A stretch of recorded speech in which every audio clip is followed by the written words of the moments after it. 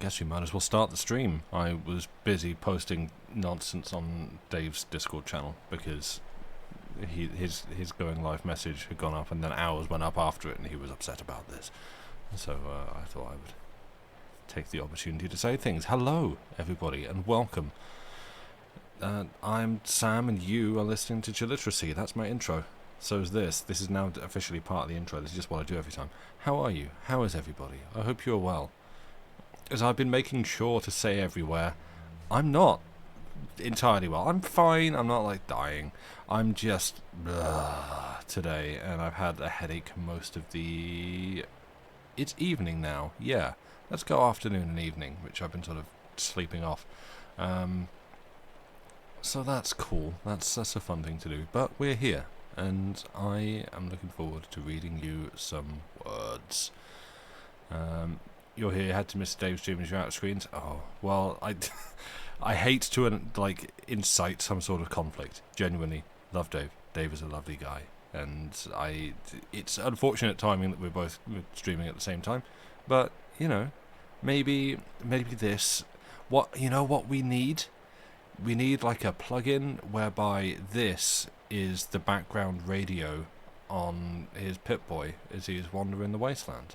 Because Dave's playing Fallout 4 on his channel, anyone that doesn't know. So that, like this coming out of his Pip-Boy, we can put like a... Which one is it? Low-pass filter? High-pass filter? Probably low-pass, take out the bass. A bit of high, but I'm not sure. Someone who knows audio engineering stuff.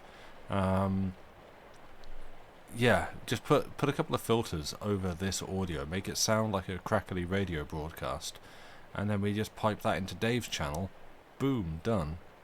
He gets the views and we provide the content. No, that sucks. No, who would suggest that? That's a terrible idea. Anyway, hello, hi, welcome in. I hope that you are well and having a good... It's Tuesday, isn't it? Yeah, yesterday was Monday. For some reason, I'm super confused that yesterday was Monday. And today is Tuesday. I think it's because... So I had a Longest John's meeting earlier today, which traditionally those happen on Mondays. And yesterday did not, and it happened today instead. So that's why I keep thinking that today is still Monday. It's not. It's just a really warm Tuesday. But I hope everybody's well and having a good time. I was fiddling with my audio yesterday, but I'm assuming that I'm coming through okay. Volume wise, I look about fine. I might turn myself up just a little bit more. I'm not sure. There we go. Let's try that. Yeah, good throat clearing. You've been thinking it's Thursday all day for no good reason. Great. That's the bad one. When you keep thinking that you're further through the week than you are, and then you go, oh no, it's Tuesday. Then that's a real shame. But good news. It's the third Tuesday of the month, I believe, because I've made myself a note in my calendar that it's Trash Night tonight, one of my favourite Twitch channels, Trash Night, where they play bad films, and it starts at like 12:30 UK time. It's a very good channel. It airs once a month. There's no VODs. I love it. It's very silly, and I look forward to it every month.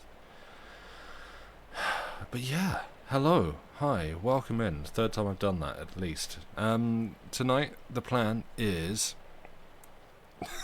Not you thinking, like, yeah, I was excited to be taken out the bins. Yeah, love taking out the bins. No, that is Wednesday night round here. So, funnily enough, I have to do that while Lucy's streaming most weeks. So, yeah, that's fun. No, it's just a Twitch channel called Trash Night, and so I celebrate Trash Night. We observe it once a month. And it's very fun and exciting. But yes, tonight's topic. I say, we're not... okay. We don't have designated topics for it's Saturday night, and so the night's topic should be, it's ghost stories again. No.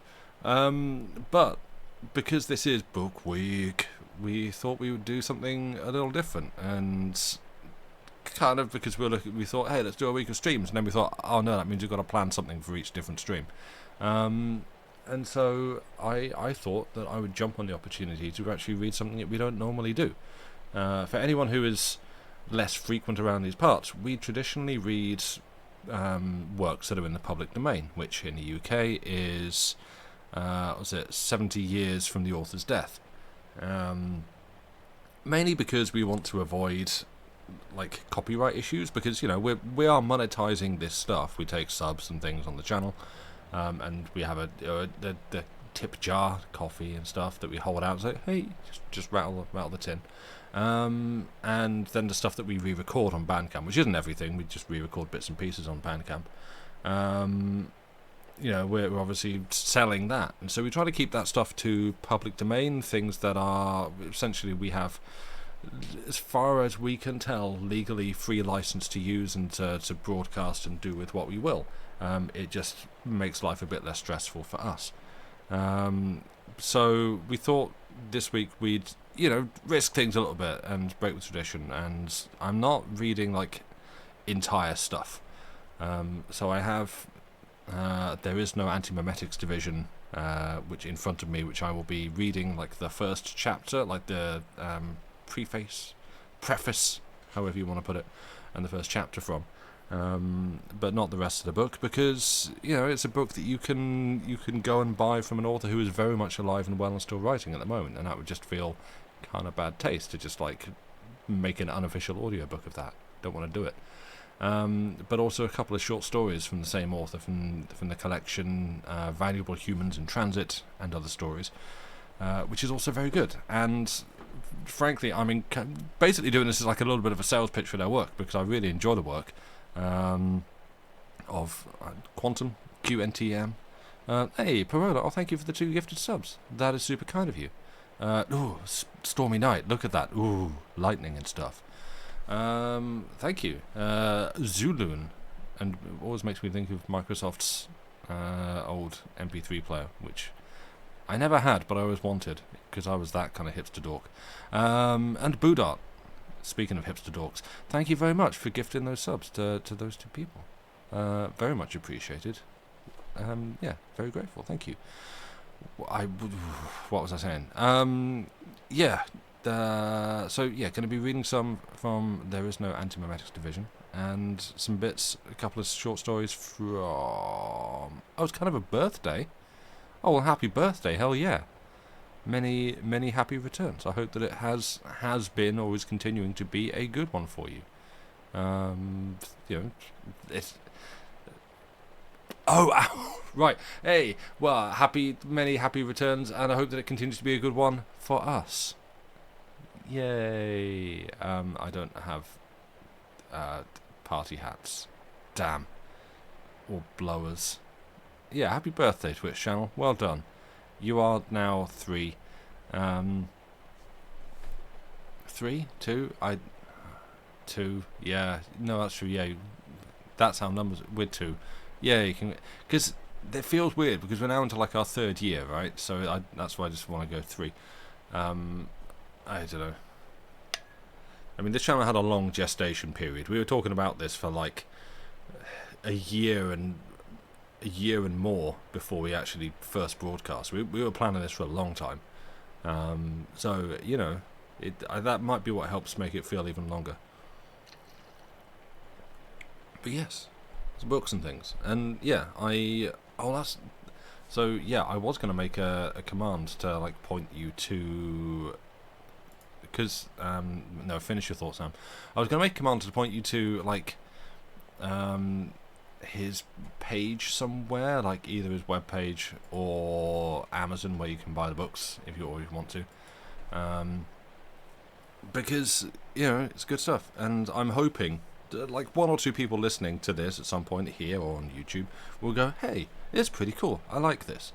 Because that would be nice. I'm not here to do a sales pitch, but I like sharing what I enjoy, and I like it when other people go, hey, I didn't know about that, now I do, and I like it. So that's probably how I ended up doing Twitch streaming. So yeah, this began years ago with a short story that it goes by, I guess, a couple of names. Mainly it's known as like Lena, Lena, which I'm actually going to try and find a link for now so I can put it in chat, although, if you're listening to me, you're probably not going to want to stop and read. And yes, there we go. It is this, which I've talked about a lot on here and other places, and is a... how best to succinctly describe this? It is a sort of a Wikipedia-like entry from the future about the first successfully uploaded human consciousness. Yeah, you can give that a pin, why not? It's probably going to be a useful URL to come back to anyway, because there's other bits on the site that are good. Thank you. And yeah, so I'm not going to be reading this one because the false answer is I'm not sure how exciting it would actually be to people to hear me read out what is essentially a Wikipedia page, even though it's science fiction. The actual genuine hand-on-heart honest answer is there are some, mainly when talking about units of measurement for digital storage, some bits that I do not know what the word is. Like you say, gigabytes, but you write GB, megabytes, MB, that kind of thing. There are some of those for extremely large volumes of storage that I do not know what that is. And I could have maybe Googled it, but I wasn't entirely... I have no confidence in Google anymore. So that's the other reason why I'm not actually reading this one aloud. But what I do is encourage you to go and read this yourselves if the topic sounds in any way interesting, because it's written to be... It's very imitative of the dry, fact-based, straightforward Wikipedia documenting of an event and sort of surrounding participants and like people and places and things that happened at a time in the future when this takes place. And it's one of the more haunting, chilling short stories that I can think of reading, certainly in recent years. But yeah, and like TIB Tebibyte. Okay, thank you, Anypat. I knew someone smart would have the information. But yeah, what was I saying? Like he himself has said, like the point of this isn't that you look at it and go, and frankly a lot of speculative sci-fi isn't that you look at it and go, ooh, those are some scary things, I hope we avoid making the Torment Nexus, but to essentially say, hey, and we do this now, we've already built the Torment Nexus, this is just reframing it, this is just putting it in a different context. But this is the world around us now. This is, in the context of Lena, how we already treat people now, which is entirely true. And no, author who wrote this thing, actually, I think you are wrong. No, none of that. Like that is, yes, correct. But also just the way in which the uploaded human consciousness in this and others, other consciousnesses in this is treated, it's frankly something I look at and go, oh yeah, no, this is what certain billionaire, soon-to-be millionaire figures nowadays are proposing as a way for the wealthy to escape consequences. I mean, in that case, it'd actually be kind of funny. But it's what's being proposed as, we can avoid death by uploading our consciousnesses into computers. And it's like, actually, when we look at how that could be horrendously abused, you pass words and into noises. You sum it up in a sound, it's, we're there. Uncomfortably close echoes of current events? Yeah, exactly. And that's, I guess, that brings us round to what Lucy's been setting me up as the topic for tonight of Sam Talk Sci-Fi. That's where sci-fi gets interesting. Like, for me, it began as cool laser ships and rockets and who is Larry Niven's character? It's like Harry Seldon, someone like, man gets a spaceship and flies away to the other side of the galaxy because he. Oh no, Harry Seldon's Asimov, isn't it? Foundation, possibly. Yeah, maybe. I don't know. It's been a while. Like I sort of cut my teeth on a lot of the, like, I guess golden era sci-fi. You know, Clarke, Asimov, Niven, stuff like that. Raiding from my older brother's collection, and the stuff I would always look for as a kid was spaceships, pew pew, traveling to distant worlds and seeing strange things. And why is the author being really creepy about women? And then doing like shooting the alien bad guys and winning the day and stuff. And every now and then you would, and those authors that I mentioned actually did do more intellectual stuff than that. But that's what I looked for. And then you get, within those, say, Clarke, Asimov and stuff, who would like explore more interesting ideas. And like, okay, well, we're gonna, particularly in short stories, like, we're gonna present something that, as far as we know it, to be impossible, but actually then explore the human implications of that. Like, actually, what does this technology that does not exist, but if it could exist, we would have it and make it and use it, and it would be everywhere. What does that actually, what effect might that have on us as individuals, as a society, as a planet? And that's where it started to get interesting for me. And I've been like, ooh, concepts and things that stay in the brain afterwards, and you sort of stop and sit and think about them. And I would read like short story collections, and frankly, I've got like fragments of memories of bits and pieces that I really liked, and couldn't tell you 9/10 of the authors that I read. But the one that always stuck with me was like Philip K. Dick, who I struggled with at first, because I sort of hit a point where I wanted like hard sci-fi, and well, no, it's I want detailed, painstakingly accurate accounts of what it would be like to colonize this planet and to live there, and like the harder the better on the sci-fi Mohs scale. And then you've got Philip K. Dick, who's like, but what if, right, hear me out, here's a pill that allows you to drink time like a soup. What would that do? And I'm sitting there reading that thinking, that what? No, look, stop, okay, like there aren't pills that can do that, please don't. And I will get you a thing in a second, Erin, because yes, I've read 1.5 of those, and they're good.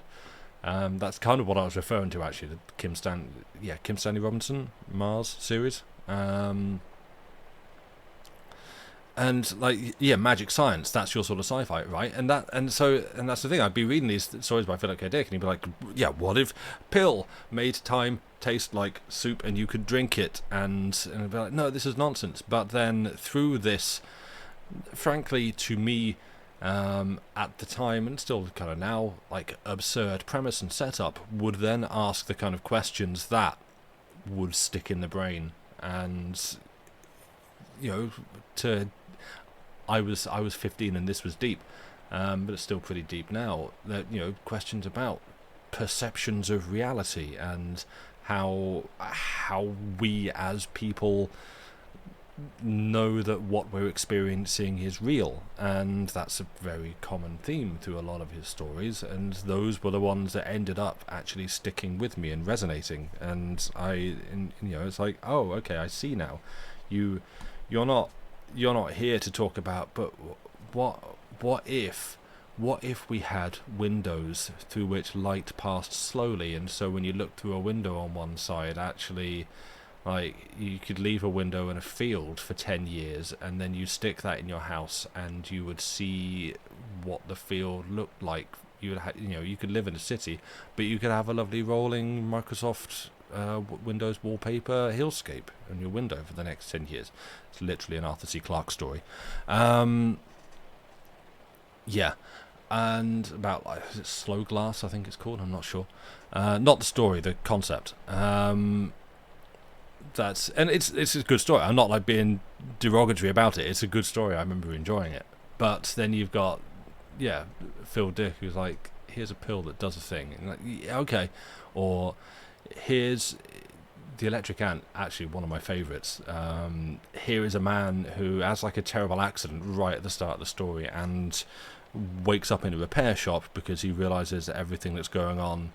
Well, not he doesn't realise. He wakes up in a repair shop and is like, hey, what's going on here? And there's a man with like a blowtorch and stuff fixing the back of him. It's like, oh yeah, BT Dubs, you're a robot.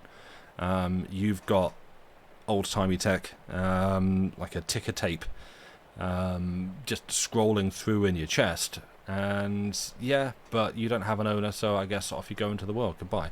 And this robot man starts experimenting on himself, like pops his chest open and starts punching holes and covering up holes in his ticker tape, and begins to see different things, like, you know, covers up a hole and the sofa in his living room disappears, or he punches a hole in it and his friend, like someone that he knows, is suddenly in the room, like, oh hey, yo, I'm here.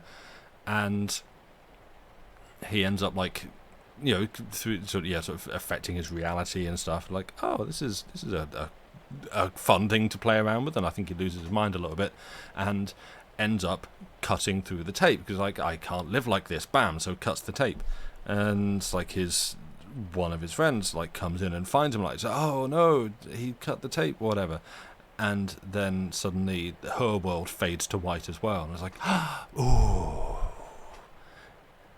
what is perception, what is reality if a tree falls in the woods and it hits an electric sheep? I don't know, I can't really, that's off the cuff and I can't do it. Oh, Pirelli, your connection is not handling the stream. Oh no, that sucks. I'm sorry to hear that. But yeah, this is my uneducated, unacademic interest with science fiction and the fun, weird, interesting things that it can be used to do. You can show cool robots fighting strong men in other planets, or you can turn it back on itself, or you turn it back on us even, and actually, yeah, explore, frankly, some of the most grounded and interesting ideas possible, of who are we and what are we doing here. And it's a fascinating topic to me. Pauses for water. So tonight, after I've done all this talking,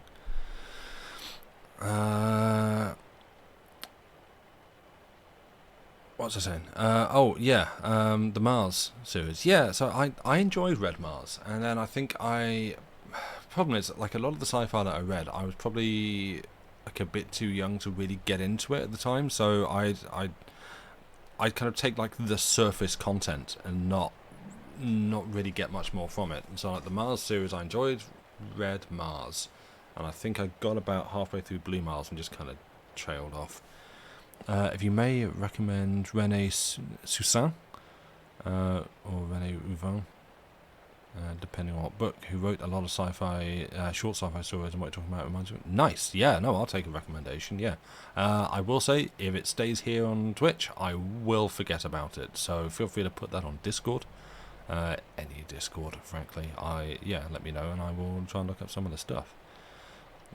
You do show us more acceptance for that and fantasy. They're cool vehicles with some really deep stuff. Exactly. Like, yes, there are.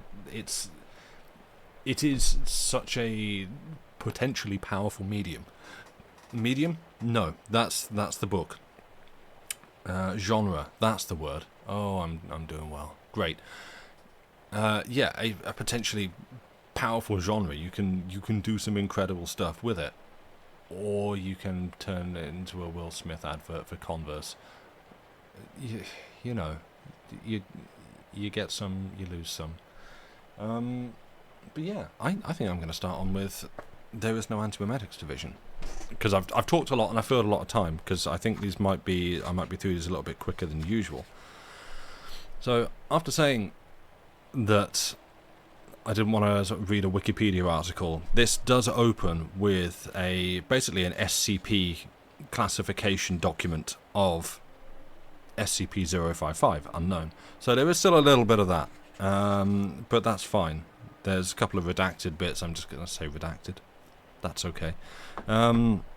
Yeah, for those of you that don't know, SCP is a sort of, I guess, open source horror framework thing. If you think of it like, it's like if, I guess, open source X-Files.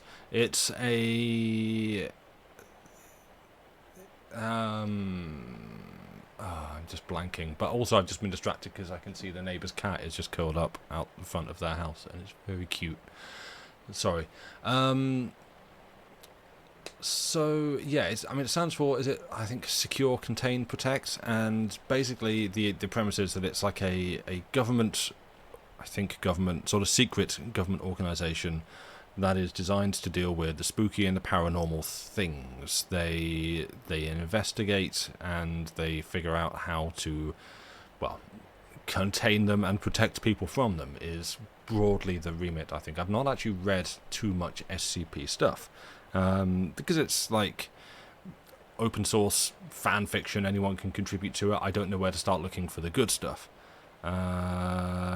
Cat, you were trying to paint something really bright and silly and it's become really somber. Oh no, can I read something dark so you have an excuse? I mean, it's not, yeah, I mean, we'll get there. I think, damn it. See, the problem here, not really problem, is that actually quantum stuff is kind of playful. It's fairly dark book in some ways. Yeah, like, I mean, not the bits that I'm getting to tonight, but some of the stuff is like entertainingly playful. It's like the subject matter is, oh, that's dark, but it's handled in kind of a fun way, which is, I think, partly what part of the appeal for me. It's like, oh, this is some heavy stuff, but you've done it jauntily. Okay, cool. But yeah, so this is, as the book is titled, There Is No Antimemetics Division, and it is about the Antimemetics Division of the SCP organisation. What is an anti-meme? Well, I'll explain afterwards. This will cover it. Well, I guess a little bit of an explainer is essentially something, so a meme is not just a joke picture of a cat with some impact font on it. It is, I guess, the informational equivalent of a gene. It is information that seeks to, or information that can be spread and passed. And I'm doing a terrible job of this. An idea that replicates, yes. And so an anti-meme would be the opposite of that. Information that seeks to hide, seeks to conceal itself, sort of shrouded in cognitive camouflage, I think is a phrase I came up with the other day while I was in the shower, and somehow it stuck around enough for me to remember it. So you may all think less of me for that. But yeah, it is... Thank you. In this case, it is beings, not necessarily monsters, but things, predators, that seek to hide themselves by erasing knowledge of their presence. And it's a little bit supernatural in that sense, in that they can just sort of go into minds and eat memories of themselves and so on and so forth, but that's how they work. And this is about the people and the organisation whose task it is to somehow combat that, which is, I love that it's essentially this sort of absurd, almost paradoxical premise from the outset. It's like, well, how do you write about something, how do you literally tell a story about something that seeks to not have stories told about itself? And it handles it very well. In one case, my favourite anecdote about this book isn't even to do with anything written in the book. It is the time that the book crashed on me, because I had the Kindle version and I was reading it on my phone, and I hit a point where literally I could not go on to the next page because the app would crash and I could not physically read on any further in the book. I was reading it on a train and I could not go on. And this, rather than be angry about this, I just found it very, very funny that of all books to have that, it would be the one about things that seek, about beings and information that seeks to not be shared, and I'd never had a book crash on me before. So this was kind of a novel experience and very funny. I tweeted about it and tagged the author, Quantum, in it. Again, not to complain, not to like, hey, this sucks, fix it, but just to be like, hey, I think you'd find this funny. And funnily enough, he did actually reply and be like, oh, hey, we can probably bug fix this if you can just tell me what's going on and whereabouts. And it turns out, after a little bit of back and forth and some DMs and stuff, I just needed to update the Kindle app on my phone. That was it, because it uses a number of abnormal for everyday text characters, and I think some of those were just causing a conflict and causing it to crash. So, yeah. But yeah, I'm going to pick this book up and read you some. I hope I can get through it, because I've just started feeling a little bit unwell, but we shall see. I may take a break at the end of the prologue, who knows, and come back afterwards. But let us begin. 1 second.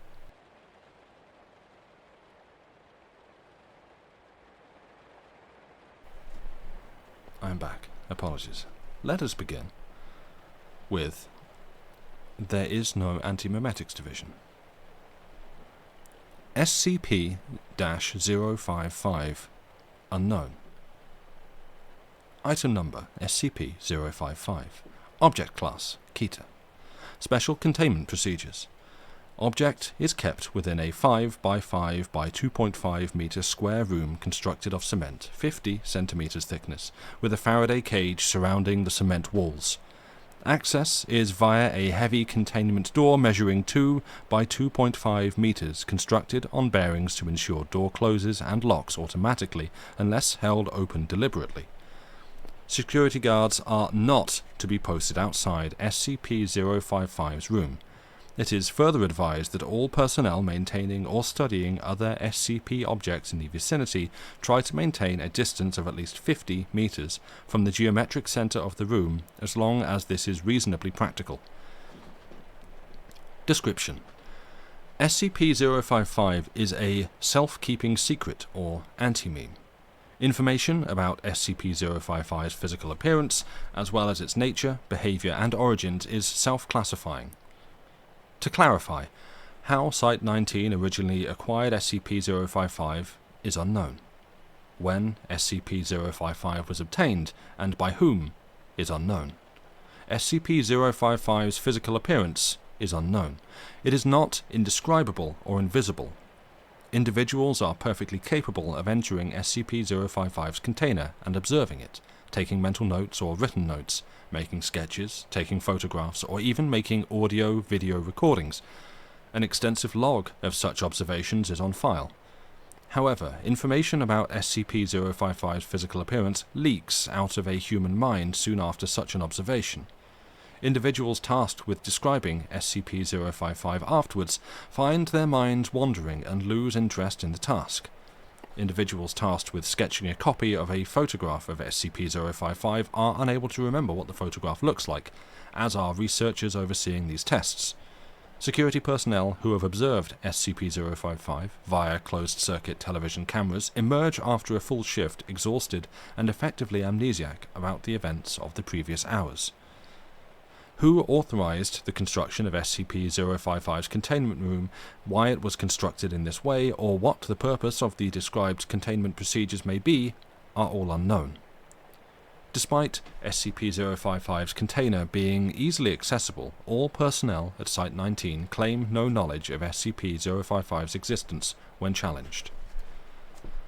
All of these facts are periodically rediscovered, usually by chance readers of this file, causing a great deal of alarm. This state of concern lasts minutes at most before the matter is simply forgotten about. A great deal of scientific data has been recorded from SCP-055 but cannot be studied. At least one attempt has been made to destroy SCP-055 or possibly move it from containment at Site-19 to another site, meeting failure for reasons unknown. SCP-055 may present a major physical threat and indeed may have killed many hundreds of personnel, and we would not know it. Certainly, it presents a gigantic memetic mental threat, hence its Keter classification. Document number 055-1. An analysis of SCP-055. The author puts forward the hypothesis that SCP-055 was never formally acquired by Redacted, and is, in fact, an autonomous or remotely controlled agent inserted at Site-19 by an unidentified third party for one or all of the following purposes: to silently observe or interfere with activities at Site-19, to silently observe or interfere with activities at other SCP locations, to silently observe or interfere with activities of humanity worldwide, to silently observe or interfere with other SCP objects, to silently observe or interfere with Redacted. No action to counter any of these potential threats is suggested or, indeed, theoretically possible.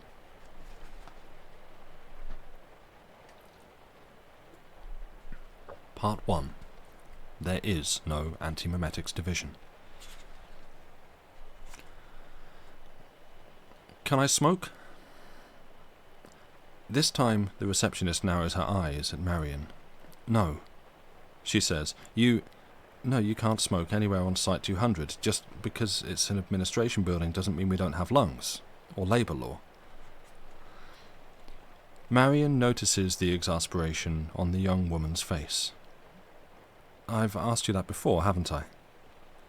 Twice in the last quarter hour, the receptionist says. You must really need a smoke. She's genuinely puzzled at the repeated question, and she's doing a bad job of concealing her puzzlement. You think this is like Memento, don't you? Marion offers charitably. You think I have no long-term memory, and if I stay in one place for too long, I forget why I'm there. The receptionist is only just old enough to remember that film. I guess? Marion smiles sympathetically and shakes her head. It's nothing so simple. Minutes pass. She toys obsessively with her lighter. She is turning 50 this year and slowly greying, well on her way out of petite towards little old lady. In her bag, her phone beeps because it's time for a pill, but she tells it to remind her later. There is a slight tremble in her fingers, but that's not age-based infirmity, that's just ordinary nerves. She's nervous because she's here to meet an O5, and O5s are scary. O5s never want to see you for a small thing. It's the end of the world, or nothing. Finally, 40 minutes late, the door to the inner office opens. 4 or 5 high-ranked Foundationers spill out, carrying laptops or briefcases. As a group, they head straight past reception and out to cars which are waiting. Marion recognizes a few of the faces. The Site-19 site director, the head recruiter for Western Europe. None of them glance in her direction. Once they're gone, 058's assistant pokes his head around the door. He's 20-something, improbably youthful, like a teenager stuffed into one of his dad's business shirts. His haircut is barely regulation. In one hand he holds a tablet computer showing his boss's day planner. It's packed. The man evidently does not sleep. Marion, you can come through now. The office door closes behind them with an unusually heavy mechanical clunk, as if the whole thing is part of a machine built into the office walls. While Marion takes the indicated chair and sets her bag down, the assistant turns and does some confusing additional things to the door, causing it to make several further strange noises. O5s have non-trivial privacy and security requirements. The office is spacious, but somehow contrives to be dark despite 2 big corners of window and broad daylight outside. The walls are all bookshelves and dark wood panelling, perfectly stylish, but a style from the 90s, a little worn, and not yet old enough to be fashionable again. As for the fellow behind the desk, well, an O5 never looks like you imagine. Marion takes a deep breath. So what's the topic? All I got was the meeting invitation, no agenda or subjects. I mean, an O5 says jump, you jump, but looking to her right, she notices the assistant, without saying anything or making any undue noise, has set his tablet down on a table, produced a gun, and aimed it at her head. Marion stops talking. She sits still in her chair for a little while, absorbing the change of pace, letting her heart rate rise to a hummingbird's and then start to flatten again. Okay, she hazards. She licks her lips and grips the armrests, otherwise staying perfectly still, waiting for another prompt. The assistant's face is totally neutral now, like this is just how meetings go. Maybe it is for people up here. Who are you? 058 asks her. Marion blinks. What? Oh, God. Let me rephrase, 058 says. Marion Wheeler, 49, with loving husband and 2 boys in tow. Likes camping, hiking, and ornithology. Boring mother with perfect airtight background and financials, as far back as we can examine. You've got full foundation credentials which we've never issued, including access to a list of installations and rooms which... Some of these locations don't exist or were torn down decades ago. At least one hasn't been built yet, and you've got the front door key to it.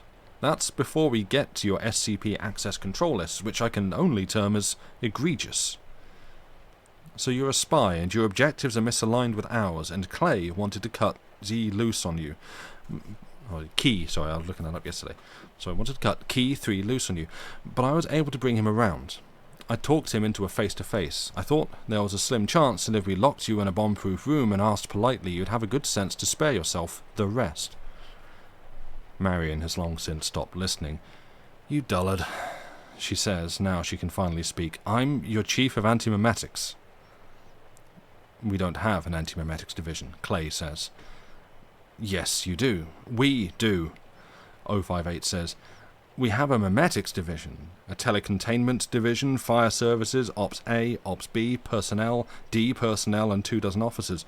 We don't have an antimemetics division. Do we have an irony division? Marion asks. She hesitates, hopefully. No? Alright, well try this. Why do you think the antimemetics division would show up in the listing? This is just a cover story, Clay says. Clay says to 058, not taking his eyes off Marion. It's a good one, but she's had it worked out in advance.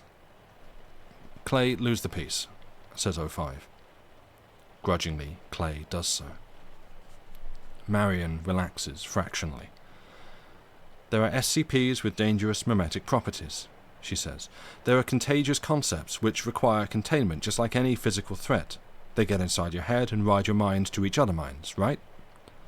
Right, 058 says. He could name a score of SCPs fitting this description without even thinking.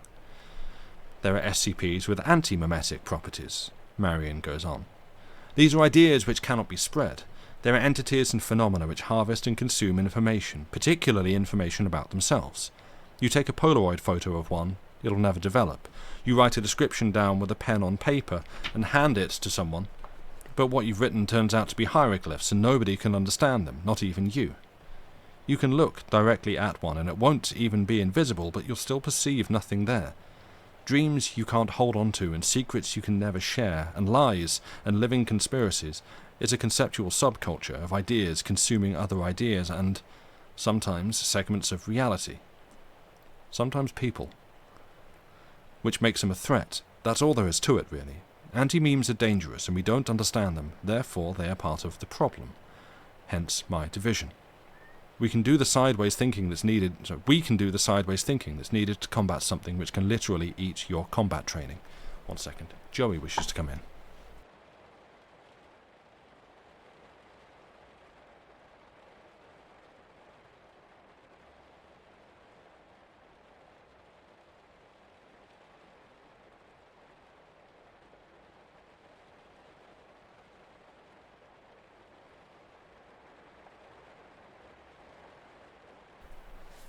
Yeah, Joey is meme. He is not anti-meme. He wishes you to know he is here.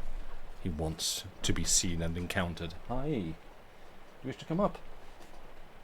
I'm reading. You want to come up? You just want fuss. Okay, that's going to distract me. Sure. I'll do that bit again. Oh, some of it. The little meow. Yeah. It's yeah. Okay. That's all there is to it, really. Anti-memes are dangerous and we don't understand them, therefore they are part of the problem, hence my division. We can do the sideways thinking that's needed to combat something that can literally eat your combat training. 058 stares back at her for a long moment. Clay fidgets, distrusting the story. You're disrupting the reading. But the 05 seems more open to the concept. Name one, he says. Name an antimemetic SCP. SCP-055, Marion says promptly. There is no SCP-055, Clay retorts. Again, yes there is, Marion says. Okay, 1 second, he's being a pain.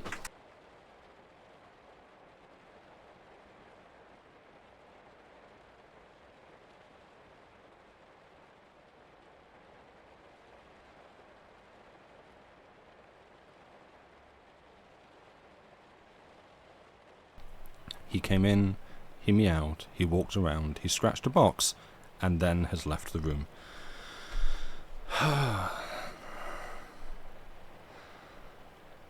Where were we? There.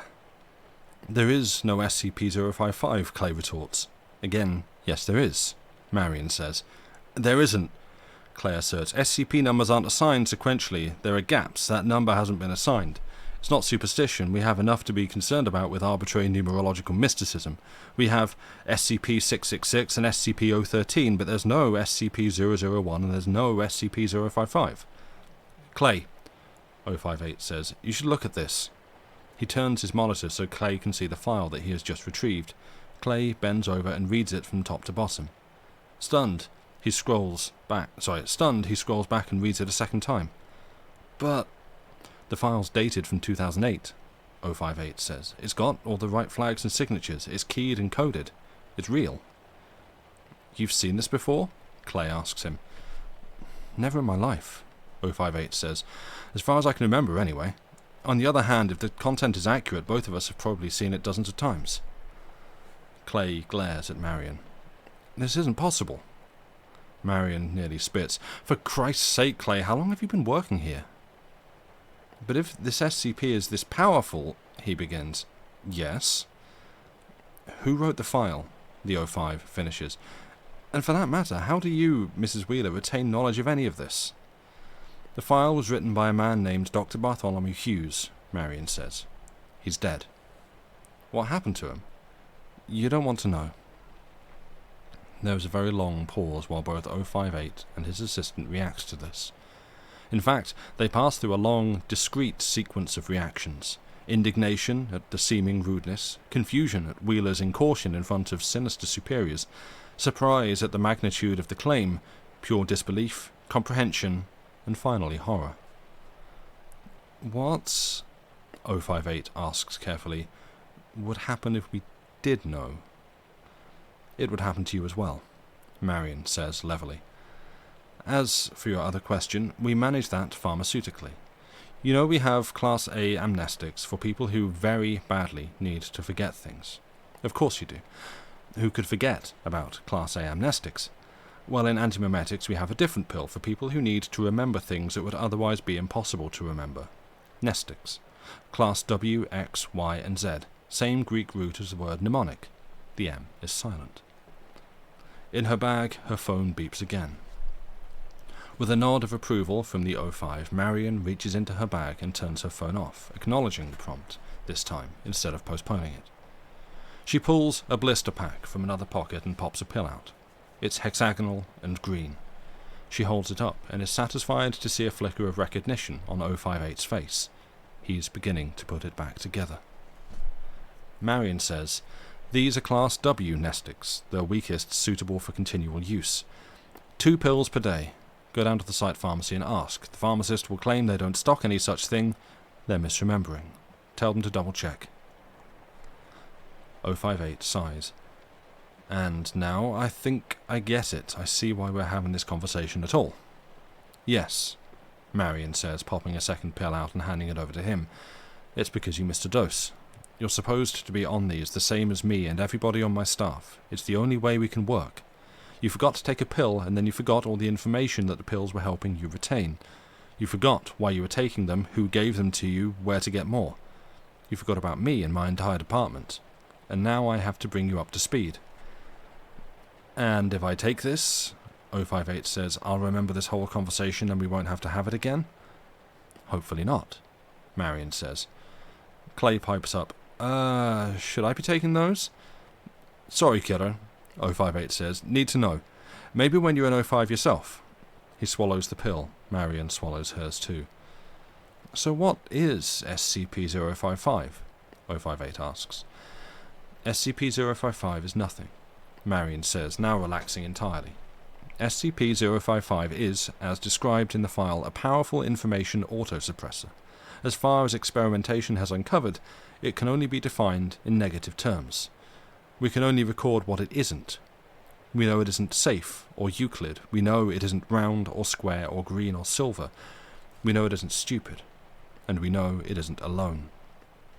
But what we do know is that it's weak. It's weak because it's the only antimemetic agent in our possession which has a physical entry in the files. We have paper records of the thing. We have containment procedures. It's not safe, which means it's dangerous. But it's contained. 058 blinks. You have procedures? Where? Marion points at her head. Then how many other anti-memes are there? How much more dangerous do they get? 10, that I know of, Marion says. Statistically, probably at least 5 more that I don't know of. This does not count the antimemetic entries freely roaming the halls not under containment. There are at least 2 in this room with us right now. Don't look. I said don't look, it's pointless. 058 does an impressive job of controlling himself, keeping his attention focused on Marion. Clay doesn't fare so well and quickly sweeps the whole room, even checking behind his back. Making an ass of himself, essentially. He finds nothing. He looks baffled. There is an invisible monster which follows me around and likes to eat my memories, Marion explains patiently. SCP-4987. Don't look it up, it's not there. I've learned to manage with it. It's like a demanding pet. I produce tasty memories on purpose so it doesn't eat something important like my passwords or how to make coffee. And what's the other one? Clay asks. With another nod from 058, Marion goes to her bag again. This time she pulls out a gun and shoots Clay twice in the heart. More aghast than in pain, Clay collapses sharply against the bookcase behind him. Pulling his head around to face Marion, he manages, "How did you Marion stands, aims more carefully and shoots him a third time, this time in the head. 058, again, does an impressive job of not reacting. That's Clay's gun.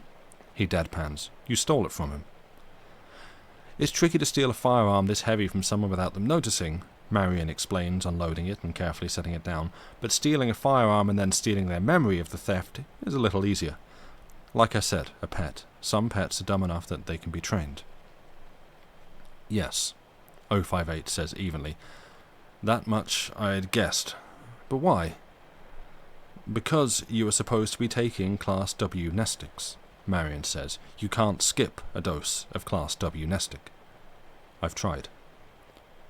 You can't postpone a dose, but you can forget, unless someone actively prevents you from taking it. There's only one person who could get close enough to you to do that, and that's your assistant. And remember when I asked him how long he'd been working here? He didn't answer, 058 says. I thought you were being rhetorical. He doesn't work here, Marion says. He's an anti-meme. Since when do you have an assistant? You don't have an assistant, Brent. Look at this office. It's got one desk. You've got a receptionist outside. She's the one who screens your calls and schedules your meetings. Where does Clay even sit? Where does he fit? Don't blame yourself. You're human, and these things are redaction incarnate. You need to think like a space alien to get around them. 058 asks a question which, in any other workplace, would be absurd. Is he dead? Maybe, Marion says. I can put his corpse in our research queue, and we'll see what we can. We'll see what we can when we open him up. There's a duality here, though. They're like parallel universes sharing the same space. It's conceptual versus concrete, figurative versus physical. It's very unusual for things to cross over. I don't know what Clay was, but he had a human body, which instantly makes him weird, even by our standards. As ever, the search for a stalemate continues. I will let you know if I get any closer. Any side effects of these pills? 058 asks. Nausea and dramatically increased risk of pancreatic cancer, Marion says, and very bad dreams. And that is the end of the chapter, and where I shall finish reading that. But yeah, we're gonna go to a break, and I guess we can have a bit of a chat about that afterwards, if you like, if you retain the information. And then I'll read you a couple of short stories from the collection entitled Valuable Humans in Transit and Other Stories. But for now, you have about 5 minutes or so. Story? What story? I know, right? It's like I love the concept. It's really good, and it's really well handled. Yeah, I'm gonna send you out for like 5 minutes. Go stretch those limbs that you have, rotate those fluids that you have, and I'll see you back here in 5 minutes or so. That you have. Bye.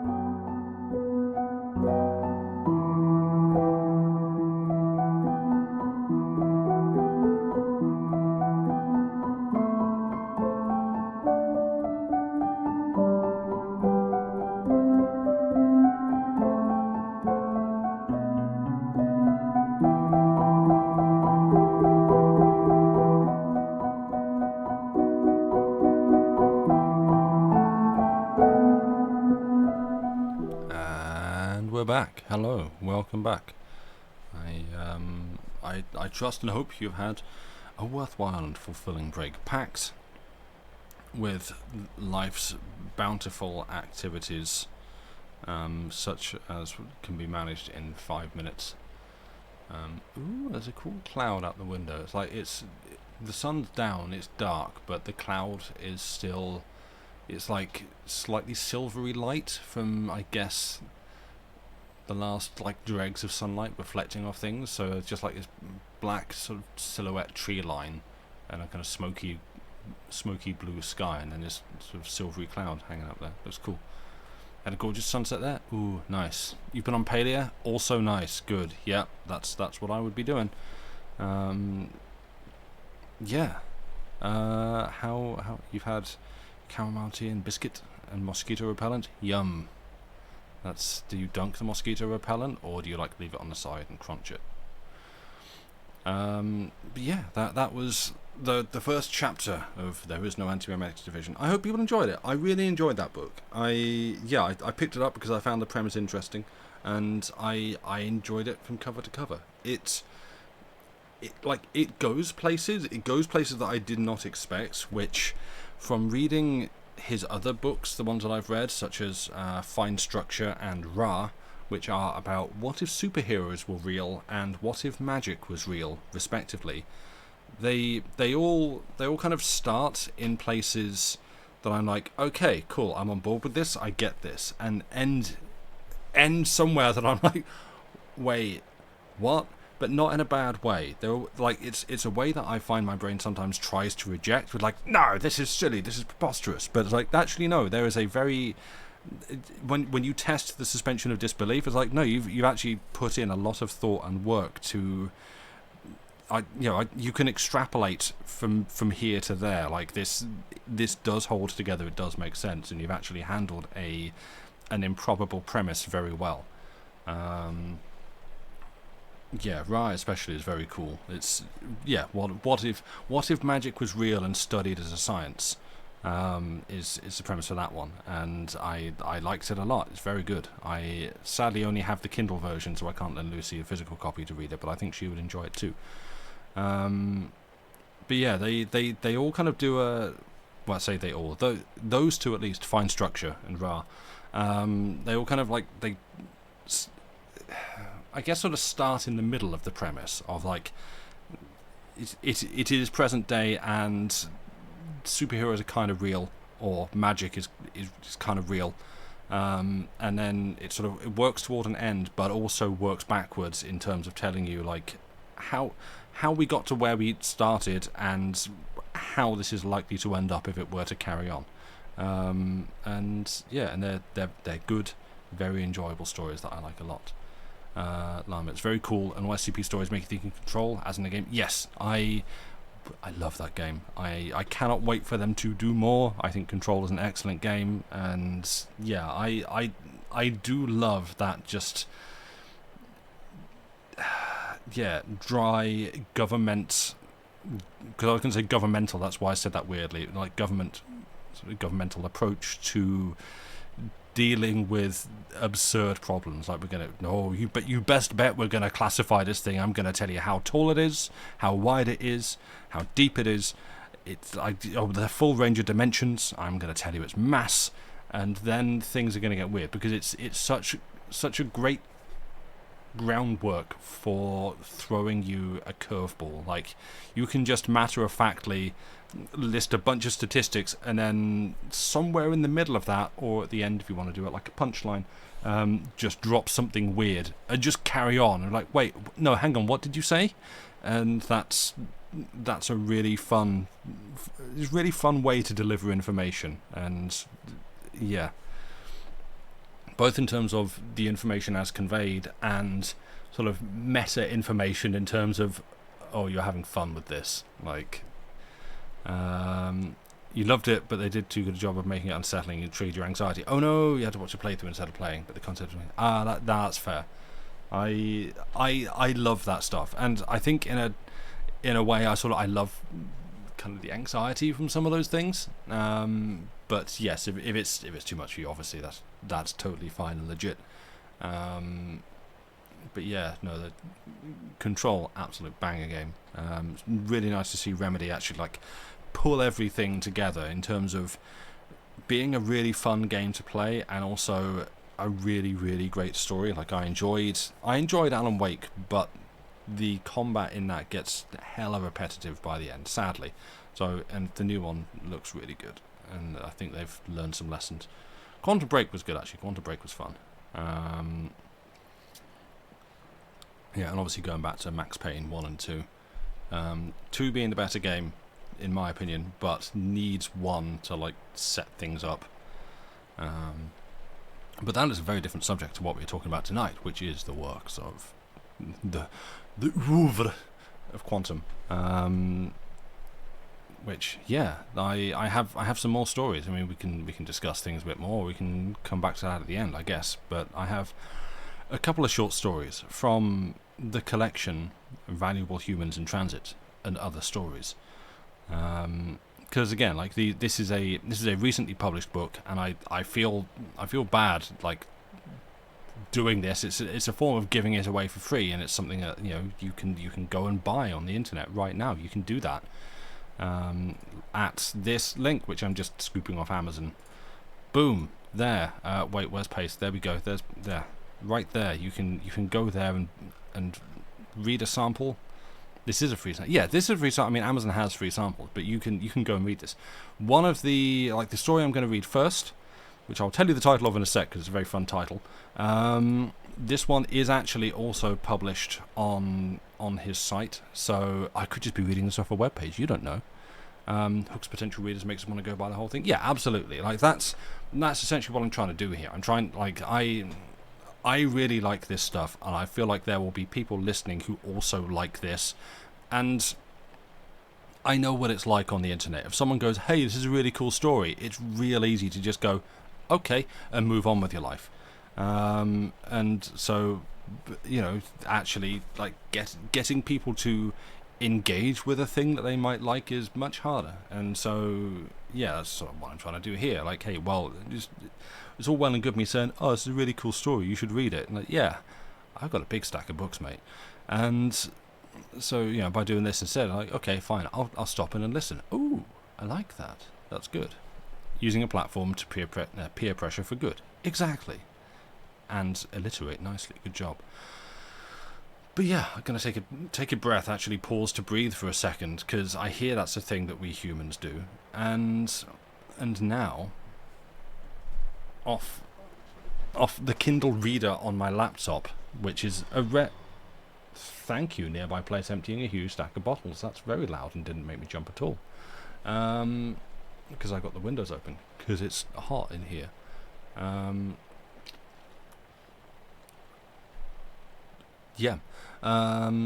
This next story is a short story, and it is called. Can I fix like the layout on this, Amazon? You have so many lines between, like, the line spacing is enormous. No, we can't. Okay, great. Well, we're just going to go with this. I'm going to be scrolling a lot. Right, here we go. This is a story about a man named... No. This is called... I don't know, Timmy. Being God is a big responsibility. Then it goes like this. Tim, do you want a bar of gold? Tim, raincoat on, about to leave for the weekend, was completely flummoxed by the question. He froze in place, 1 foot out of the door, and considered the offer. And then considered how seriously he was meant to consider the offer. Obviously, he thought to himself, he wanted a bar of gold. Who wouldn't? And yet, the logistical questions... Come over here, Diane told him. You need to see this. I've got to go, Tim said, checking the time. At a dead run, I can just about get to the stop before my bus does. Diane was on the other side of the office. She was the only other person left in the place. She shook her head. I promise you it's worth it. Die there every half hour. It's Friday, and you know what kind of a week this has been. Get the next one. Give me half an hour of your time. Gold. Tim grimaced. God, I'm hungry. He let the door close and threaded his way back through the maze of desks to Diane's. Look at the big screen, she told him, and as he set his rucksack down. It's easier than squinting at my terminal. Okay, hypercomputation, right? That is the name of the game, he replied. Officially, publicly, to anybody outside of the smallest inner circle, it was a quantum computing project. But to describe it as quantum computing was a mind-boggling understatement. There were already quantum computers. They were just computers. They were just faster. This was beyond that, and beyond that, and beyond that too. To be sure, a lot of quantum mechanical interactions were involved, but a lot of quantum mechanical interactions were involved in eating a piece of toast. It had taken 23 people less than 2 years to build the engine, and in that time the true objectives of the project had been accidentally leaked twice, both times to people who had dismissed what they learned as obvious fairy tales and thought nothing more of it. The engine applied a theory which had taken a trio of quantum statisticians a half-century to articulate, and which only a single-digit number of people outside of the project comprehended. The engine was capable of passing information to and processing the responses from what could be described without hyperbole as a single fundamental particle with infinite processing power and infinite storage capacity. Not quite enough time had yet passed for the world to be totally and permanently fundamentally altered by this development. Nothing was public, yet. Even the most elementary, low-level implications were head-spinning. Tim and Diane were programmers. This week they had assembled the first rudimentary programming interface for the hypercomputer and then begun giving it tasks. Tim had gone for what he felt was the most obvious, low-hanging fruit. He had solved the halting problem. The thing was a Turing oracle right out of the textbook. Given an arbitrary program, would it loop forever? You could know for a fact. The engine could execute an infinite loop in less than 10 seconds. Brute force primality testing of every single integer in existence? Easy. Pi to the last digit? A triviality. Diane had gone in a different direction, away from discrete mathematics and into simulation. Having the ability to carry every calculation to an infinite number of decimal places meant absolute accuracy, absolute reproducibility, perfectly detailed chaos. Or so she said.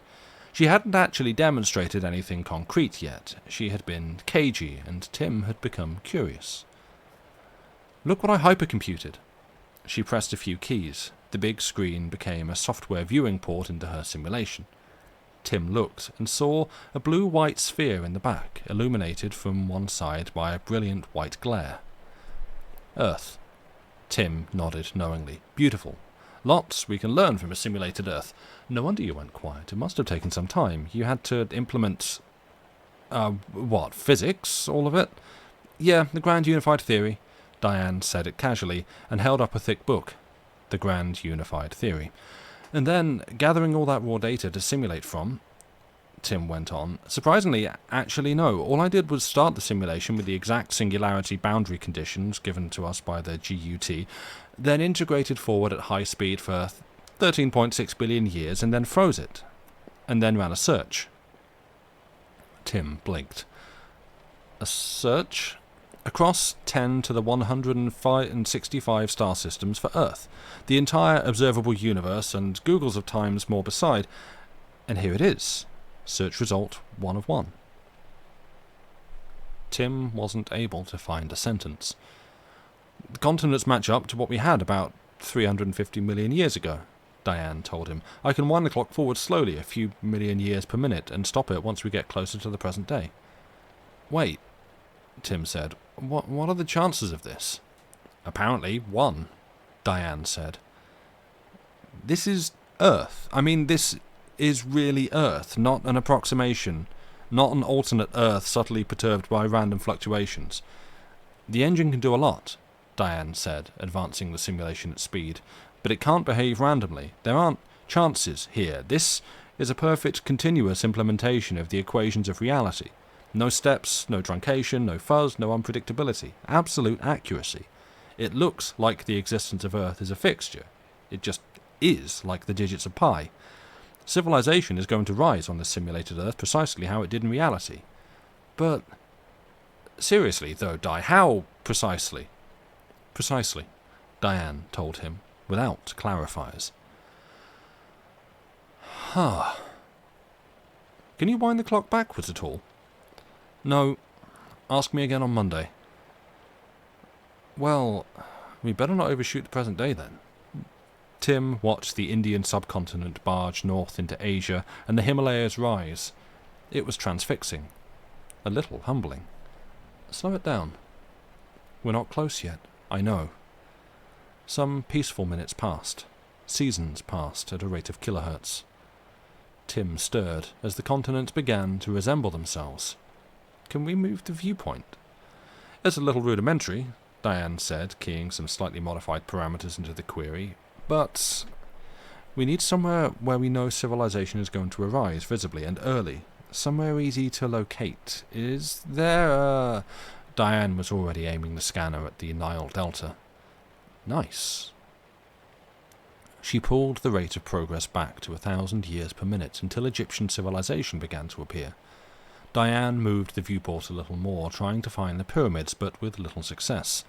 There was a lot of Nile to search. In the end, she switched focus to Great Britain and found the future location of London in the Thames Valley, scaling back to a century per minute and using the development of the city to determine the era instead. As they watched, redevelopment swept the metropolis in waves. Diane slowed progress further and further. Was that the Great Fire? Tim asked. God, look at the damage. And slower still. I see motorways. Tim narrated unnecessarily. Dartford Crossing, this is starting to look like home. Yeah. Now I can show you what I wanted to show you, Diane said. She suspended progress and spent a minute adjusting the focal controls further, tracking away from the centre of London, following a particular A road. Oh, Tim said, figuring it out. Mind your brain doesn't cave in. You've got to be kidding me. In another minute, they were watching their lab being built. And then, as Diane slowed the progression to a day per minute and zoomed in, staffed. That's me, said Tim. And there's you, and there's Pete R. smoking outside, obviously. Can you go inside? It was already happening. Now the viewpoint was inside the control room, facing a random wall, bare except for a familiar-looking digital clock and calendar showing a time a few hours in the past. With a final flourish, like a magician, Diane lined the clocks up and panned around. And there they were, from behind. Tim waved at the camera while still looking at the screen. Then he looked up and behind himself at where the camera should have been, near the clock. There was just blank wall. Okay, he declared, alarmed. That's freaky as hell. I don't see anything looking at us. That's because this is reality, Diane said.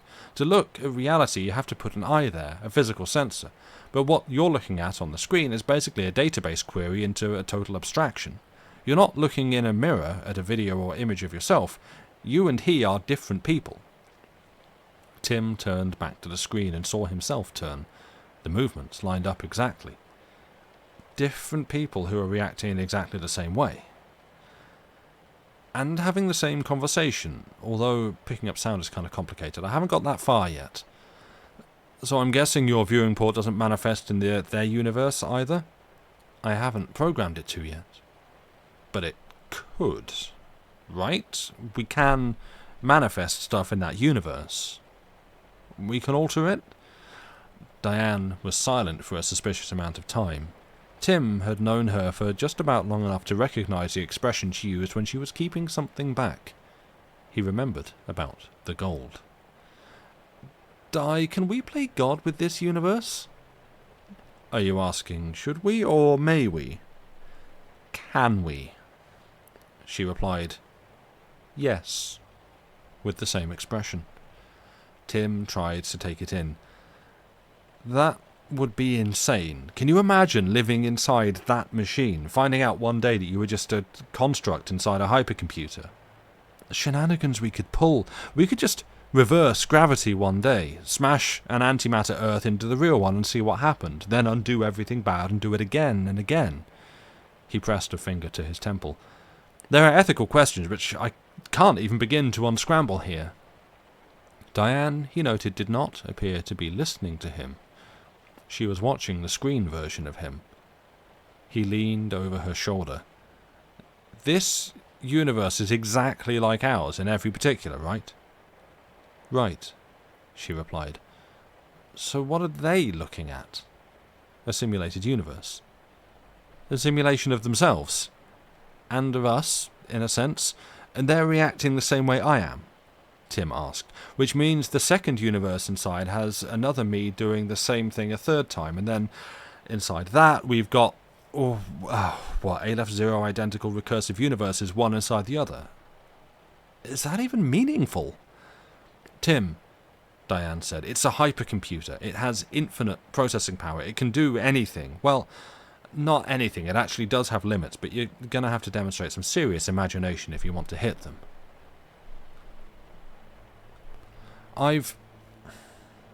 My priorities have been elsewhere, Tim said.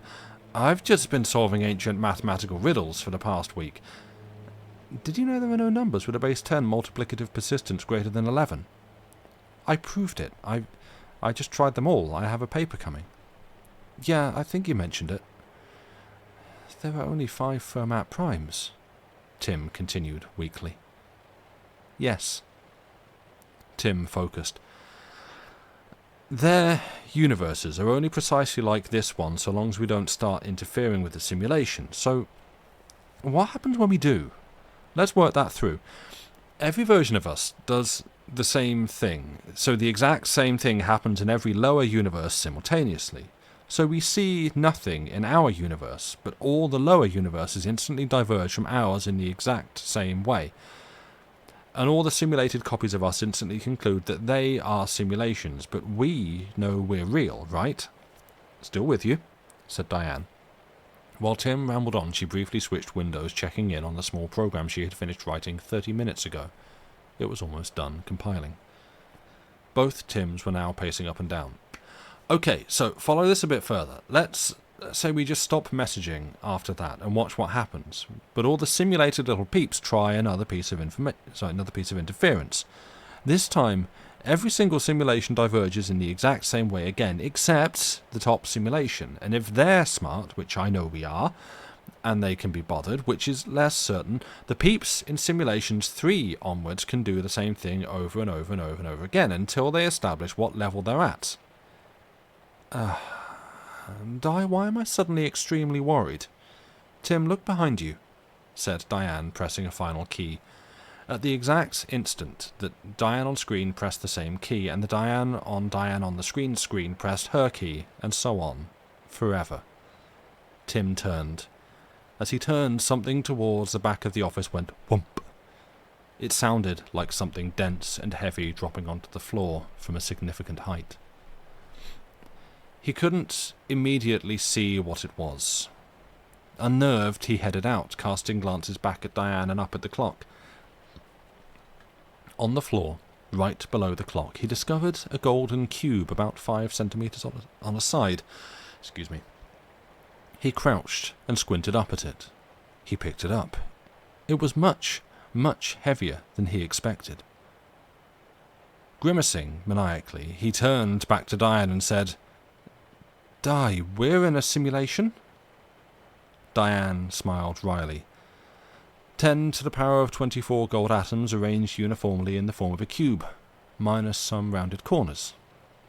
You're welcome. Tim returned to her, his eyes glued to the absurd artifact, clutching his hair with his other hand. We're constructs inside of a computer, he said miserably. I also have a paper coming, she told him. This sequence of hypercomputational universe simulators is infinite. Each of them is identical and each believes itself to be the top layer. There was an exceedingly good chance that ours would turn out to be somewhere in the sequence rather than at the top. This is insane. Totally insane. What am I going to do with this? It must be worth more than my house. There is a feedback loop going on, Diane said. Each universe affects the next one subtly differently. There was a chance that the outcome could have been unending chaos, but it looks like it settles down to a point of stability, a point where each universe behaves exactly like the one simulating it. We are, of course, almost certainly way, way, way down that road. How could we not be? Do you know how big the average positive integer is? Tim was not able to answer this question. And so at this level, everything we do in this universe will be reflected completely accurately in the universes below and above. That universe on the screen might as well be our own universe. We can give ourselves anything we want. I don't want gold, Tim said, transfixed. I'm comfortable. What did I just say? Oh my god. I can't sell this. Where do I say it came from? There's no story. I could sell it to a crook. I don't know crooks. Money in the bank would be better. How do you hack a bank? It's all stored electronically. There have to be error checksums. Diane snapped her fingers. Tim! He looked at her. She said, we can fix everything. She raised her eyebrows. It was clear that she had a long list of things she wanted to fix. What happens, Tim asked her, when the news breaks that whoever sits at your terminal is God?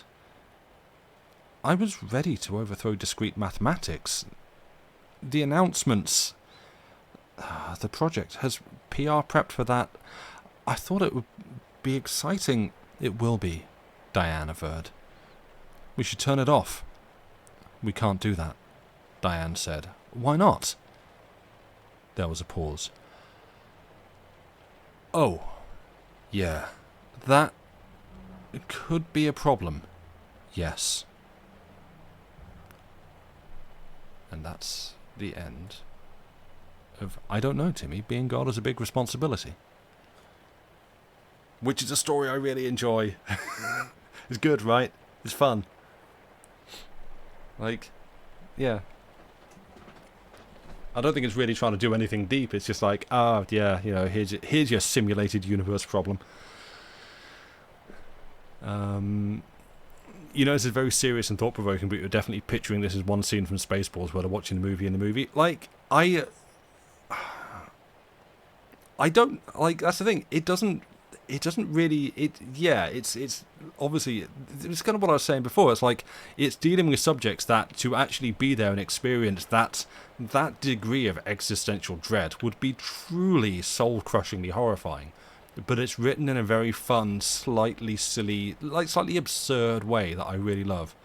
So cool, and you love the name? Nice. Yeah, it's really good. A bit weird, that being my name. Exactly, Molofon. Also, thank you for the resub. I did see that come in. Yeah, I enjoy that one a lot. It's real fun. That again, that link. If you like this, and if you like the next one that's coming up, I'm just going to make sure I copy the right link again because I may have another one in the clipboard. It is from this book. That one is actually, I realised afterwards, that one is published online. Can be read. Actually, I'm just gonna link you all, save you some time, link you all to here. Where, yeah. So another one I really like, which you can read on here also on that site, is Cripes. Does anybody remember Google People? I love that story. Read that story. And actually, I've just seen the other one that I was going to read is Gorge, which is also there. So yeah. So that's that. I know I'm just dropping links into chat. The next one I'm going to read says Gorg. Because I don't know why it's been truncated like that, but the story is called Gorge. So this is the next one that I'm going to read, which I guess I'm just going to roll straight into, because actually the timing on these is working out quite nicely. Hell yeah. This one, like the tone of this one's a little bit different, because there was a request earlier for something a bit darker. This isn't like dark sci-fi or anything, but you know, it's a little bit different. And I also like it, and it's good. So, let's see if I can get some of these pronunciations correct. This story, this will be the last one that I read for night, is called Gorge. 1,000 years later, humanity finally reached that magical point which had been anticipated since the dawn of mass media, the day when it was quicker, cheaper, safer and easier to go to the stars and look at them up close than to peer at them through telescopes.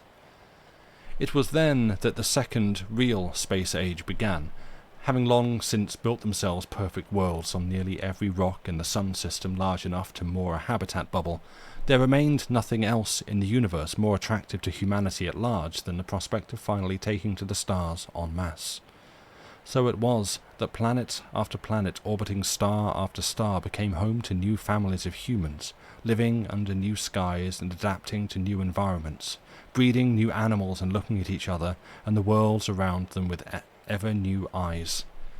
At last, the human species was out of the cradle. At last it no longer had a single point of failure. The future never seemed so expansive, the possibilities never so endless. It was in the standard year 3198 that the ship Asperigeo set off around the curve of the galactic rim, far beyond the sphere of inhabited space, on an expedition to circumnavigate the galactic center and map every step of the way. The mothership led a 500-strong fleet of smaller, crude craft connected invisibly to it by fine whole-worm threads.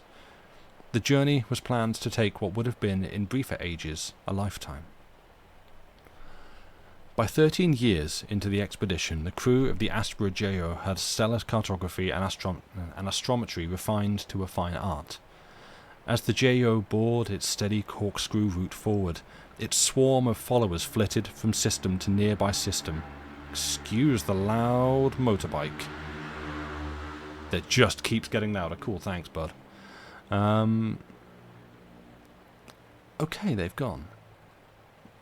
Its swarm of followers flitted from system to nearby system, deploying smaller autonomous drones to study each system's gas giants, terrestrial planets, comets, asteroids, and parent stars or stars. While the drones gathered and forwarded telemetry, the crude craft swept onwards, typically seeding 2 or 3 dozen systems each in a standard day, but occasionally stopping to capture small comets for material to manufacture new drones, or returning to the mothership to exchange crew and undergo maintenance. This was the routine which gradually came to be abandoned on the discovery of planet 0099-4836/010-D. The anomalous data was received half a day after the subcraft Ulva had left the system, and it was another 2 hours before confirmation arrived from a second drone, and the Ulva's sub-captain elected to backtrack and check the mysterious grey planet out. The drone's data proved accurate. Here was a planet not substantially bigger than Sun/Earth, in a very Sun-Earth-like orbit around a very Sun-like single star, yet absolutely perfectly smooth. A blank slate, an oblate spheroid with an equatorial radius of 7,988 kilometers and a polar radius of 7,966, smooth to as many decimal places as the Ulva's instruments could determine. There was no trace of atmosphere, nor of variation in the pale grey colouring of its surface. There were no mountains, no tectonic plates, no plateaus, no geographical features, nothing. There were no impact craters at all. A few explanations suggested themselves. Could it be a neutron star remnant, smoothed down by billions of gravities? Too large, and where is that gravity? Not enough density. Odomad, the sub-captain, ordered a kinetic probe to be shot into the planet. Analysis of the debris propelled into space from the impact point showed the planet to be made mostly of something approaching magnesium steel, alloyed with a finely graded mixture of surprisingly complex molecules. To unpick the molecule's precise structure was not possible from space. Not neutron matter, then, and not strange quark matter. By this time, strange and strange were no longer the same word. An egg? Not everybody laughed at this. Further kinetic probes fired at the planet's pole and equator returned similar data. Seismic readings of the impact's passage through the planet's interior suggested that it consisted of the same substance all the way through, or rather to the depth at which the pressure forced it to become liquid. Odomad gathered the subordinates together and their reports and molded them. He synthesized their obvious but unspoken hunches together. He said, "So it could have been machined." There was silence as the crew considered the implied machinist and their great alien intent. A work of art? A religious icon? A statement, someone said. Odomad said, I certainly feel as if someone has stated something to us. He ordered a drone to land on the planet's surface and retrieve a sample. Contact was lost with the drone immediately after it landed. The same happened with the second drone, and even though it landed much more carefully than the first, using an entirely different method of propulsion, which should have seen it land with less force than a feather. The third drone was specifically configured to deliver extremely high-speed live internal telemetry at the instant of landing. A short time after, it, too, became unresponsive. Preliminary analysis of the telemetry revealed that the drone had been consumed by a sort of grey wave, consumed from the landing legs upward to the radio dish in a matter of milliseconds. Odomad turned in response to a different alert. A whole worm thread was reeling in. The Aspera JO had arrived in the 0099-4836 system, having altered course to support the Ulva. 10 further subcraft arrived with it, along with countless drone ships. The Ulva docked with its parent 1 astronomical unit above the star's north pole. Ekram, the JO's captain, brought Odomad to the bridge along with his data and assistants. The bridge was windowless, but a holographic window showed a projection of the planet, featureless aside from the distorted reflection of its parent star and cyan crosshairs where the various drones had interacted with it. Ekram gestured at the image. So, we are looking at what here? You may remember the Blue Age Mimas colony disaster from your history lessons, said Odomad, taking a sheaf of paper from his assistant and shuffling through the pages. Excuse me. We're hypothesizing that something very similar happened here, only on a vastly larger scale. We believe that at one point this planet had intelligent inhabitants. Their nanotechnology was advanced, significantly more advanced than ours is, even now. They, whoever they were, did what the unknown Myman did. They created a nanobot with a very simple set of instructions. While 1, propagate. Ekram was familiar with the principle. But that doesn't work. Odomad nodded. No. To create a bot which can chew up all the processor substrate in a life support mainframe, as the unknown Myman did, is easy. In that era, before we understood how to safeguard against it, it was a common enough accident, though Mimas was the most notable. But nanobots dead end. They hit the same problems that organic bacterial life hits. Power generation and chemical decomposition, and environmental hostility beyond the rim of the Petri dish. Replication is hard. No simple eternal propagator can dominate a planet. It would require high-level intelligence. We couldn't do it, Ekram said. Even if we tried, we'd have to actively farm the stuff. Odomad said, We suspect that could be exactly what happened. There are other explanations, and the circumstances surrounding this event are obscure at this point. Nevertheless, the nanofungus blankets the planet, and if that means that it had to be intelligently guided at a planetary scale, there is a strong possibility that this was intentional suicide at a civilizational level. A dark possibility, Ekram remarked. Odomad reflected. Dark, if measured on a human baseline, he admitted. Regardless of how it happened, it's happened. The nanofungus probably swept out the entire planet's surface over the course of months or years. Once everything on the surface was consumed, it had nowhere to go. So it obeyed its initial instructions and began to absorb the planet's atmosphere too, and to mine downwards as far as possible towards its core. The planet became smoothed over because this was the most efficient configuration. Then, once it reached the point where nothing more could be consumed, the fungus simply idled, waiting for more consumables to present themselves. Which explains the absence of impact craters. Exactly correct. Before you arrived, I arranged for a kiloton asteroid to be dropped on the planet to see what would happen. We can show you that right now. This is sped up by a factor of 30. A projected asteroid faded into being some distance above the projected planet and fell in towards it under gravity. Ekram took a few steps into the projection, squinting closely at the asteroid as it fell, then at the growing patch of bare grey metal where it was going to hit. Then he stood back to watch the impact. The asteroid itself takes several hours to be completely broken down, but the impact crater itself, you'll notice, is flattened much earlier in the timeline. We doped the asteroid with a radioisotope we can track from low orbit. We found that the new concentrations of elements brought by the impact were distributed evenly around the rest of the planet within hours, which means there could have been 1,000 similar impacts and we'd find no evidence of it. This planet could have been sitting here for hundreds of millions of years. Ekram turned from the hologram towards the live display of the fleet's in-system deployment. He took a few steps towards it, taking in the constellation of figures attached to each blip. Hundreds of millions of years? He asked, turning around. Potentially billions, said the sub-captain. We just don't know. 1 billion years of ravening intelligent hunger, Ekram mused. Odermad, do we have the slightest idea what this planet could have been like before? In fact, yes, Captain, one of Odermad's assistants said.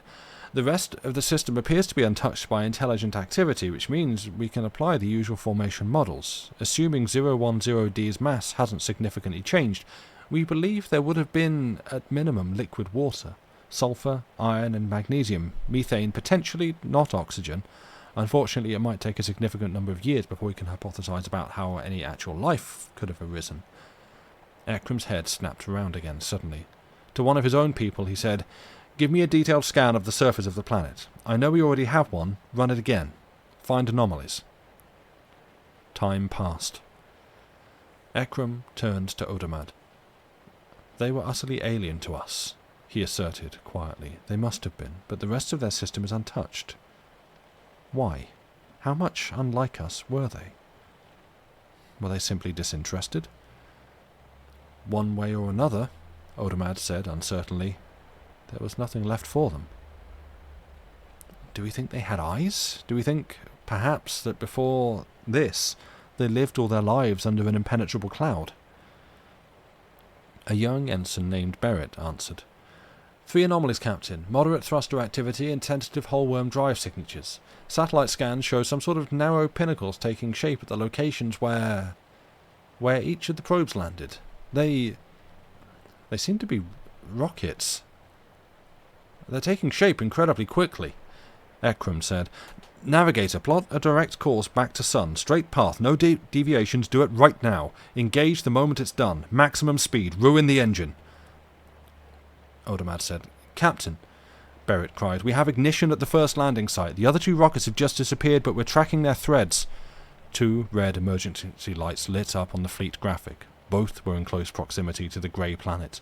4 more in higher orbit lit up a second later, just as the first 2 faded to empty blue-edged squares, signifying lost contact. In an eye blink, 20 more were lit. That was the whole complement of in-system ships. The JO was already a light day out of the system and accelerating. Something slug-like and difficult for the JO's computer sensor to get a grip on accelerated out of the blue-lit system behind them and off at an angle towards another nearby star. As the image of the system shrank behind them, more dark slug things were detected heading in other directions, targeting other systems. Ships of the greater fleet began to appear at the edges of the display as the field of view widened. Red lights were already crawling over the scattered formations. None of the ships, not even the probes, had weapons. Obeying the emergency "Follow me" command issued manually by Ekram, only a handful of the swiftest subcraft were able to escape the expanding maelstrom of hungry nanotechnology. They fell into a defensive pattern behind the JO, holding steady in a slipstream as it forged a superluminal path ahead. No signs of pursuit were detected, but could that be held to signify anything? Detecting a ship-sized object which didn't want to be found, even at a distance of mere light seconds, was all but impossible. All ships and drones of the JO fleet carried beacons for precisely this reason. 5 days into the race home, the combined engineering forces of the surviving 8 vessels succeeded in transplanting the JO's primary whole-worm drive into the chassis of the lightest capable subcraft, the Twinarch. It would take an estimated 6 months to reach Sun, redlining all the way. Behind them, the sphere of influence of the nanofungus was already 200 light-years wide. There was hope that Sun could be reached and humanity at large warned before the first slugs arrived in human space. But who knew what a million-year-old planet-sized brain could do? Who knew how fast it could build its fastest messengers now that it knew what space travel was? The end. Of everything. But also the story. And thank you for listening. Sure, it's fine. Yeah, it's probably, it's going to get full at some point. It's just going to get bored. We'll introduce it to video games, and it will just go and play Baldur's Gate instead. You like that one? Good. I am glad. I liked it too. It feels a little bit more straightforward, I guess, as sort of sci-fi short stories go. You found a weird grey spherical planet, perfectly smooth, and you just kept poking it with various forms of sticks until it went, hey, stop that, and learned how to make rockets. And then it came back at you. So shouldn't have done it. Don't do it. Science, research, and understanding. It's all bad. That's the lesson to take from sci-fi. Don't understand or learn anything. It only goes wrong. Yeah, true. That's the message. It's not. But that brings us to the end of the stream tonight, and I'm pleased that I managed to read everything that I intended to read. So that's cool. Thank you all for being here and listening. I hope you have enjoyed. I don't know, maybe if there's people that haven't read a lot of sci-fi, you've found something different you enjoy, or if you do, that you've gone, hey, that's cool, I like that. But yes, I am going to go, because it is that time for me to go. But we'll be back tomorrow. Lucy has more Tale of Two Cities to come up. It's been really good. Good, I am glad. And yeah, so you're welcome. And thank you then. I appreciate the thanks. And Llama as well. I enjoy doing this. Turns out I enjoy doing it even when I'm not feeling too good. So that's nice. But yeah, if you have liked the stories that you have read, the links have been liberally distributed through chat, or ask me on Discord and I will happily link you to more things. Happy to do that. Yeah, I always enjoy sharing the stuff that I enjoy. But yeah, I'm going to go. And I do see a channel that I don't get to raid because it's not often streaming, I guess. We're not often streaming at the same time. Is Bohemian, who is a lovely, cool person. And is playing... let's type this in properly. Lovely, cool person who is playing some Stray Gods, which is a musical interactive novel. That's the one. Looks very interesting. Just recently came out. A lot of people liking it. A lot of hot gods for you to look at if that's your kind of thing. And so yeah, he's playing that, and I'm going to send you over there because we're going to go and say hi. So yeah, that is a raid initiated. Do come back tomorrow for the continuation of Book Week, where, as I say, Lucy will be reading some Tale of Two Cities, which is good. It's Dickens doing what Dickens does best, writing good stories that are funny. Well, not a comedy, but is funny. Yeah, so come back for the continuation of Week tomorrow. And we will see you then. Thank you all for being here. Have yourselves a lovely rest of the day, and goodbye and good night.